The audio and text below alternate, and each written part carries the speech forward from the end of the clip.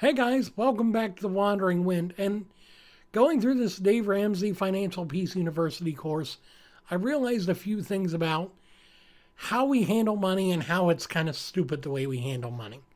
Now, Dave Ramsey says that a child does what feels good and an adult makes a plan. And that is true for a lot of things.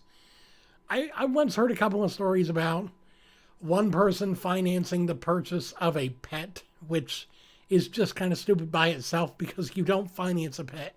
You buy a pet, or you go to the animal shelter and you adopt a pet there. It's a lot cheaper than going to a pet store and buying one new. I mean, they're all new, but whatever. Another story that Dave himself gave as an example is putting a loan on your house and then installing granite countertops in your kitchen in that same house. It's like, okay, think. So how we end up being stupid with money is a lot of times down to what our priorities with money are. Now, there are two different priorities that we can have. One, save for the future, or save now, buy later, or do whatever feels good, like the child. Buy now and then buy again later because I'm going to have money again later. The second option doesn't allow you to accrue any wealth and is actually what causes most of America, I'd say 75% of America, to live paycheck to paycheck, which is not the best way to live. It's not exactly a way that you manage to actually thrive and enjoy life. It's the way that you survive and hate life. It really is. And a lot of Americans are extremely unhappy with where they're at because they don't know exactly how to deal with their money. And to be honest, I've been right up there where they are with the whole stupidity with money thing.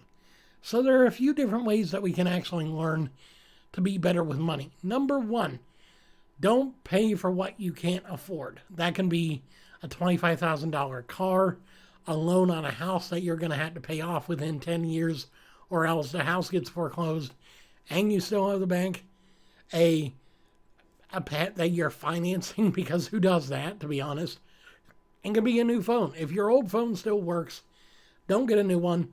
Either wait until you can afford it with less than 5% of your saved income, or wait until someone in your family doesn't need their phone anymore and they get a new phone and you get their old one, which is still newer than yours, because that happens. In fact, my friend actually has that happen quite often with him, where one of his family members gets a new phone. He gets the old phone. He gets it transferred to his plan, which is a free government program, and he never has to pay for a new phone or anything, so he's good. There are a lot of ways that can happen. Instead of buying or even making, if you've already driven it off the lot, instead of continuing to make payments on the 25 grand car, take it back to the dealership, hand them the title and all the paperwork, tell them I'm not going to pay on this anymore. I'll pay you what I owe you from the back payments that I haven't made, but no more. Go over, get a beater car from someone selling local. Make sure it's going to be running for a while. Pay that. Pay less than $1,000. Drive it out of there. You got a working car that'll take you from A to B, but it's not going to cost you a fortune over the next 20 years. Because that'll kill you more than anything when it comes to money, is buying things you don't need. Another big thing is with groceries. A lot of New Agers and a lot of young people go to places like Whole Foods and buy their groceries. And I'll tell you what, they shouldn't call it Whole Foods, they should call it Whole Paycheck, and that's what Dave Ramsey calls it, because you go in there, you pay 10 times the amount of money that you would pay at a normal grocery store for the same items. So you'll go in there, you'll spend a whole week's worth of paycheck just buying groceries, when you could go to even Walmart, say, or one of the chain stores around here is Community Market, and you could buy twice that amount for the same money, or the same amount for half the money, and still have half of your paycheck left over. That's just the way things are. Now, another big thing that people like to do is, especially with the young folk, and I used to be one as well, is money burns a hole in your pocket, and when you go to places like Walmart or something else, you can't walk out without something in your hand. Learn not to do that. Learn to resist the temptation. Because 9 times out of 10, that item that you bought at the spur of the moment, in 5 days, you won't even give a second glance to. I've done that before with video games, with books that I still haven't read. Books I even got from Dollar Tree, which it was only $1, but I still regret paying the $1 for them because I still haven't even opened page 1 on some of them. So there's that. Just learn to restrict spending to only the essentials.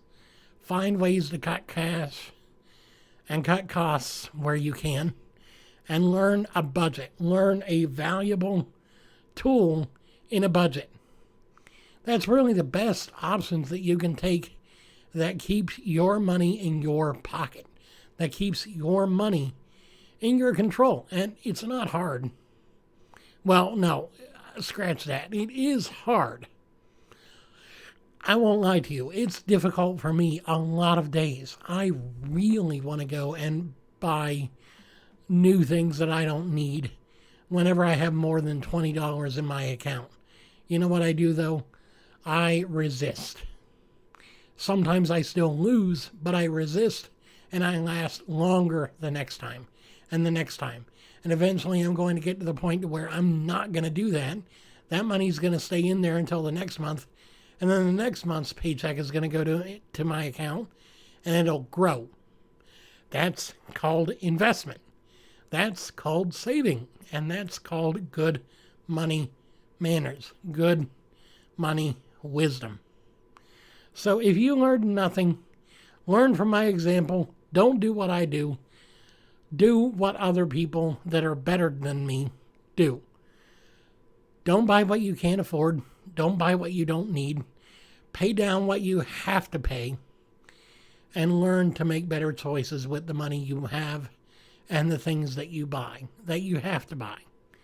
Because there are certain things that we are required to have, like food and utilities, and just household supplies for cleaning and whatever.